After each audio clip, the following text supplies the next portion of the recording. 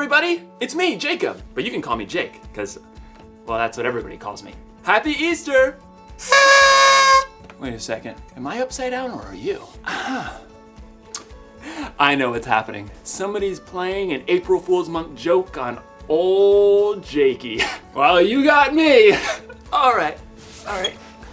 There we go. So today, I'm gonna talk about humility. Humility is putting others first by giving up what you think you deserve. Easter is the perfect time to talk about humility because it's the day that Jesus totally gave up what he deserved when he... Oh! Ow! Okay. All right, neck. It's you and me now. Oh! All right, that's fine. You wanna play? Let's play.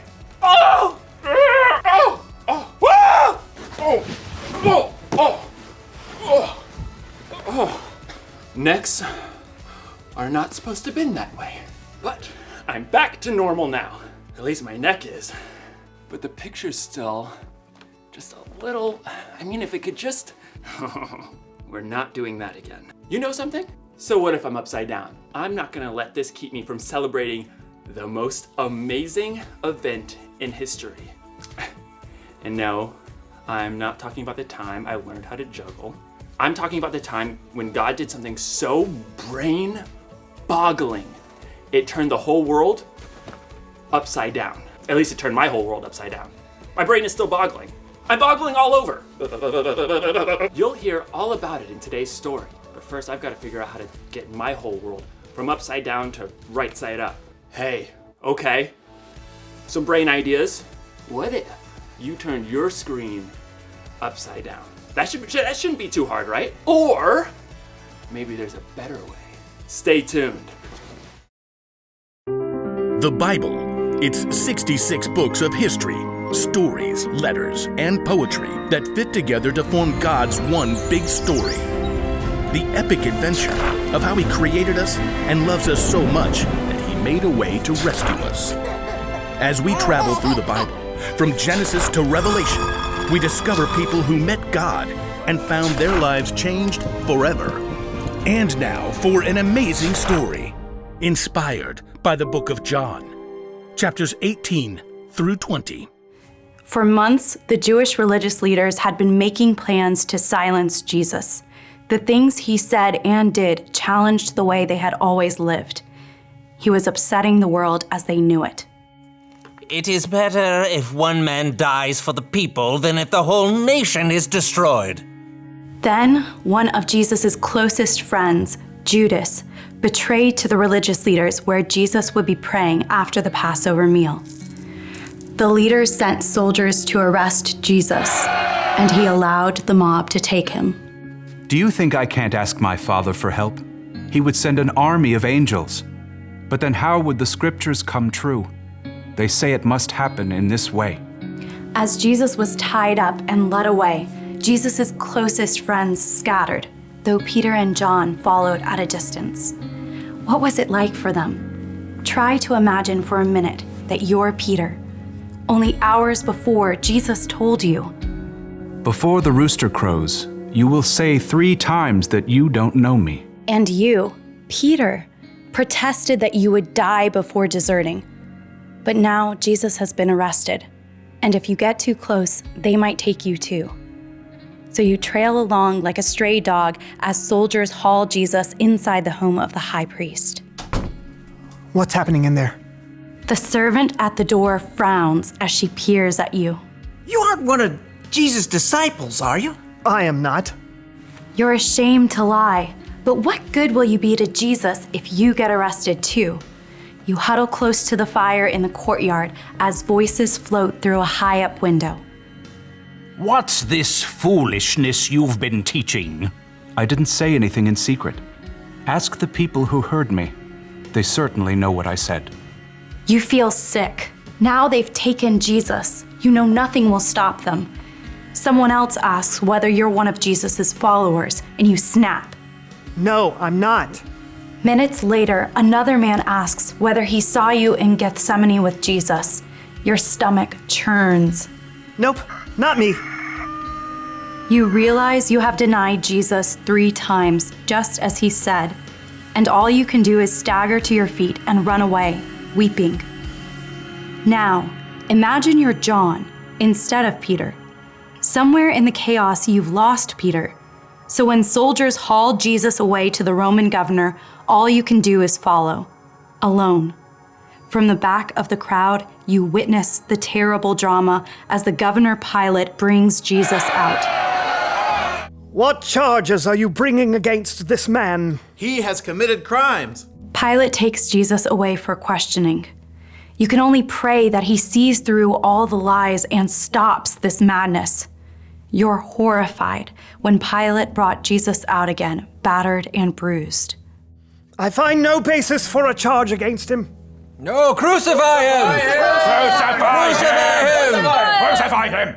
Pilate hands Jesus over to the soldiers who force him to carry the heavy beams of his own rough cross. You know where they are going. Golgotha. It's a hill outside the city. As in a bad dream, you force yourself to follow. Along the dusty road, you find Jesus' mother, Mary, her sister, and Mary Magdalene. None of you can speak.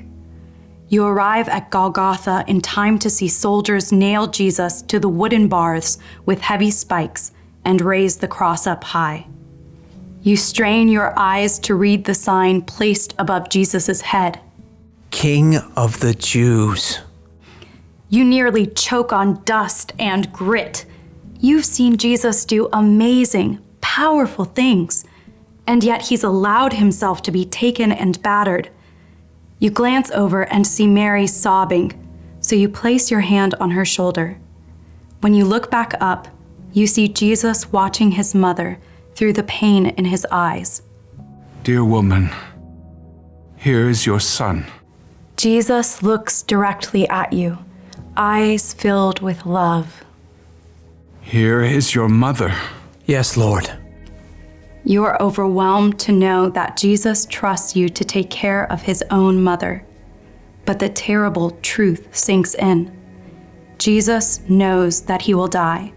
He's planning on it, just as he's been saying for weeks. A short time later, you see him lift his gaze to heaven. It is finished. Then he bows his head, and you can see the life leave his body. All the air seems to leave your own lungs too. You thought Jesus was God's chosen one. How can he be dead? Now, as we move ahead, imagine you're Mary Magdalene, one of Jesus' close followers. Unlike so many others, you've dared to stay there, at the cross. And once Jesus is dead, you dare to follow the men who take his body for burial, Joseph of Arimathea and Nicodemus. A garden tomb. The evening has faded, and it's now the Sabbath. You want to honor Jesus by anointing his body with spices, but it will have to wait until the Sabbath is over. So you stay hidden indoors until early Sunday morning, then you make your way through the dark streets. The stone. What will I do about the stone? As you arrive, you recall that a heavy stone was rolled to block the entrance of the tomb, but now... It's gone! You gasp as you peer inside the tomb. Gray light reveals. It's empty! Heart pounding, you race back through the streets to the home where the disciples are staying. They have taken the Lord out of the tomb. We don't know where they have put him. You can see the shock in Peter's face.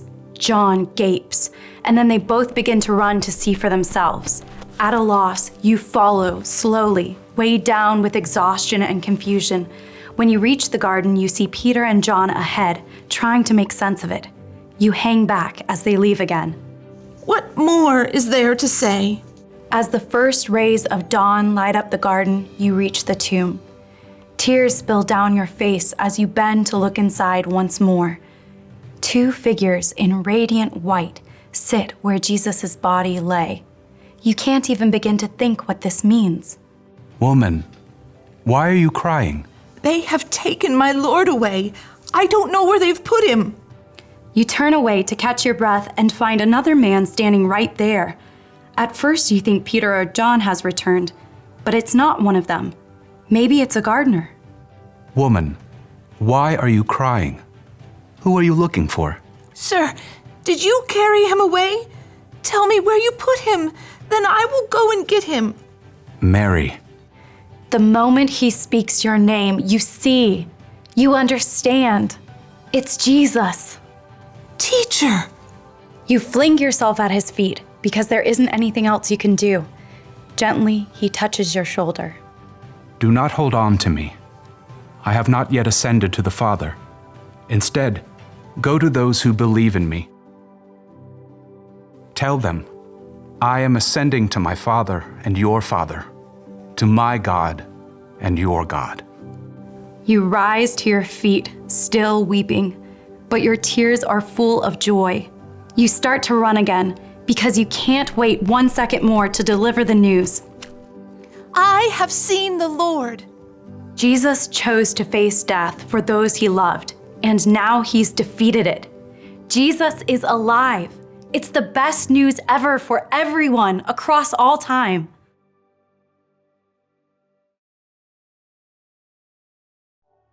I don't know about you, but every time I hear the Easter story, my brain literally explodes. Well, not like literally. I mean like figuratively, literally. Seriously, think about it. When God made the first 2 people ever, he told them if they ever ate fruit from the bad tree, they would surely die. Well, they did it anyway, and they died. And they stayed dead, because that's how death was supposed to work. So did everyone who came after them. Abraham died. Moses. All these people died and they stayed dead because that's how death was supposed to work. But then came Jesus. When Jesus died, everyone thought he was going to stay dead too. But God can do stuff that nobody else can do. So he rolled away the stone and brought his son back to life. I'm getting lightheaded just thinking about it. Jesus is so strong, not even death can stop him. So it's kind of like everything's upside down in this story too. Jesus dying when he didn't do anything wrong is upside down. Jesus coming back from the dead is upside down. Even I'm upside down. Whoa, all right, okay. I'm gonna get back up now. I'm getting really lightheaded. Oh.